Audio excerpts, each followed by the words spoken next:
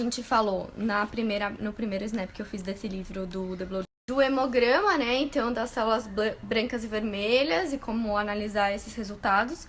E agora a gente vai entrar no painel metabólico compreensivo, que daí a gente vai olhar para os diversos órgãos do nosso organismo e ver esses marcadores.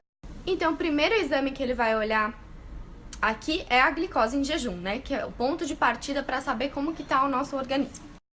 Então, vamos lá. Minha glicose em jejum no último exame, 79. Entre 75 e 95 miligramas por decilitro é a faixa ótima, é a faixa saudável. Menos do que 75 miligramas por decilitro é muito baixo, tá? Já indica o quê? Uma hipoglicemia. De 96 a 100 miligramas é no limite, tá? No limite para você já começar a pensar numa resistência à insulina. De 101 a 125 é uma glicose alta, mas ainda não é classificada como diabetes.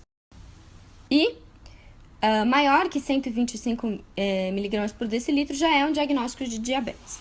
Como eu sempre faço no meu exame anterior, 89, tá? Então estava um pouquinho mais alta, nesse exame já deu um pouquinho mais baixo, mas ainda dentro da faixa, então nada com que se preocupar, né? É apenas uma variação normal.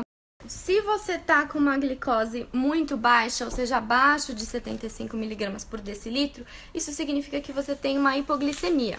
A hipoglicemia significa que o seu corpo não consegue liberar os açúcares armazenados corretamente, né? Então, eu tenho uma dificuldade de liberar esse. Ele fala aqui que muita perda de peso, dietas muito baixas em gordura e alguns remédios podem causar hipoglicemia. E quando você tá num estado hipoglicêmico, o seu corpo tende a quebrar mais proteína, ou seja, catabolizar. Para conseguir elevar essa glicose, o que ele faz? Ele tenta obter a glicose da proteína. Isso não é legal porque você perde massa muscular e é importante manter a sua massa muscular, porque ela torna você saudável, independente de aspectos físicos, ok?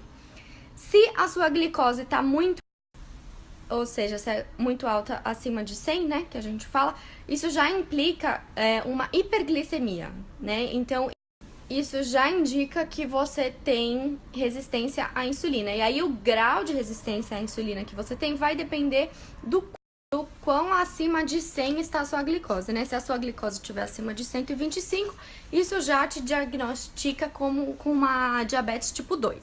E aí, uma observação interessante que ele faz aqui é que o corpo ele tem a habilidade de liberar mais glicose no começo da manhã, né? Geralmente, quando a gente faz esses. Então, algumas pessoas às vezes têm a glicose um pouco mais elevada de manhã, mas uma hemoglobina glicada, que como eu já falei aqui, a hemoglobina glicada é a variação da glicose nos últimos meses. Então, se você tá com a glicose um pouco mais elevada de manhã, mas a sua hemoglobina glicada está normal, nós vamos falar da faixa normal, pode ser explicado pela liberação de adrenalina de manhã que faz com que essa glicose seja um pouco mais elevada. Tá aqui 3 exemplos de por que se você não tá resistente à insulina, mas a sua glicose tá alta de manhã, o que pode estar causando? Então, se você não tem, não dormiu o suficiente, você pode ter uma glicose mais elevada, porque você vai liberar mais adrenalina de manhã, isso pode elevar a sua glicose. Se você tem uma tendência à ansiedade ou pânico, isso também vai liberar um excesso de adrenalina, ter essa glicose aumentada de manhã. Ou se você fez um treino muito cansativo no dia anterior, o seu corpo mais açúcar sanguíneo sendo liberado pelos seus músculos. Então, a sua glicose também pode estar mais elevada de manhã devido a isso. Por isso que é importante analisar todos os marcadores, inclusive, principalmente a hemoglobina glicada, que nós vamos falar aqui. O outro exame que faz parte aqui do painel são os exames das enzimas do fígado, né? Que a AST e ALT, ou TGO e TGP, que a gente costuma medir também quando faz. Então, ele fala aqui que o AST e o ALT, né, o TGO e TGP, de 0 a 40 por litro, já é uma quantidade normal, tá? No meu último exame, o TGP estava 31 e o TGO 26. Nos exames anteriores, até para vocês terem uma ideia, os laboratórios usam uma faixa de referência até menor, né? Ele fala ali até 40 e os nossos valores de referência vão até 31. Nos meus, o TGO estava dentro da faixa, porém diminuindo ao longo do tempo. E aí agora já o meu TGP melhorou bastante, abaixou mais. Então, Então, quando essas enzimas do fígado estão alteradas, ou seja, acima de 40, isso indica que tem uma inflamação ou uma irritação no fígado. O AST, ou TGO, ele é mais vulnerável a influências de curto prazo. Então, se você estava tomando alguma medicação nos dias anteriores ao exame, um ibuprofeno, alguma medicação de dia a dia, isso pode alterar o seu TGO. Os TGO já indica uma alteração no fígado de várias semanas ou meses anteriores. Então, se você estava realmente com uma gordura do fígado elevada ou algum medicamento que pode estar causando essa alteração no fígado, tá? As medicações causam alterações no fígado, então se você toma alguma coisa, é importante discutir isso com o seu médico.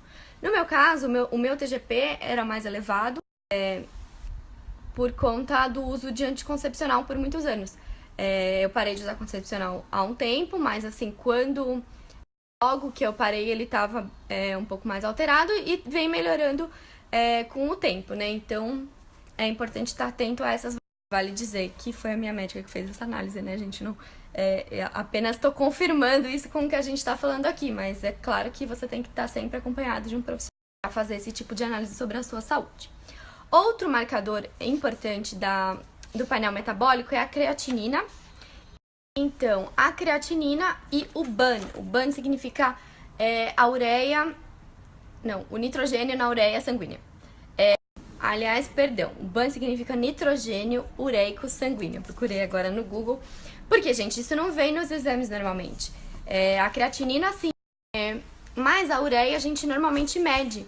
Então, você pode calcular, fazer uma conversão da ureia para o BAN e aí chegar nesses resultados. Então, eu vou até...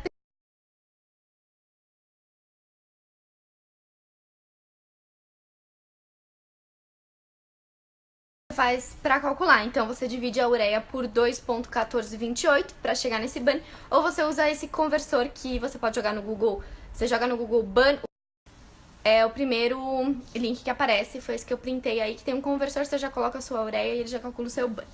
Bom, então quais são as faixas de referência para esses marcadores? A creatinina, a faixa normal é de 0,5 a 1,3 mg por decilitro, a minha tá 0,86 mg, então dentro da faixa. O histórico 0,83 da última vez, então nada com que se preocupar. A minha ureia desse último exame, tá aqui 34, dando um BAN de 15,87 e anterior 32, que dava um BAN de 14,96. Então, o BAN para a mulher de 6 a 21 mg por decilitro, então tô dentro da faixa, e para homens de 8 a 24 mg por decilitro. Explicando o que são esses marcadores. A creatinina, ela é um produto do metabolismo dos seus músculos, então ela é produzida direto o tempo todo. E ela é excretada pelos seus rins. Então, se você tem um caso já mais avançado de resistência à insulina, você provavelmente vai ter uma creatinina alterada e um pouco mais. Então, o composto que mais danifica os seus rins é o excesso de açúcar sanguíneo. Então, é necessário controlar realmente essa resistência à insulina para que não comprometa o funcionamento dos seus rins. E aí, né, derivado aí da ureia, como a gente falou, é um outro composto que é liberado na quebra de proteínas e que também é excretado pelos e a gente também usa para avaliar o funcionamento dos rins. E aí, se você tem um BAN muito baixo, né, então abaixo de 6 para mulheres e 8 para homens, ele falou que isso é encontrado geralmente em duas populações.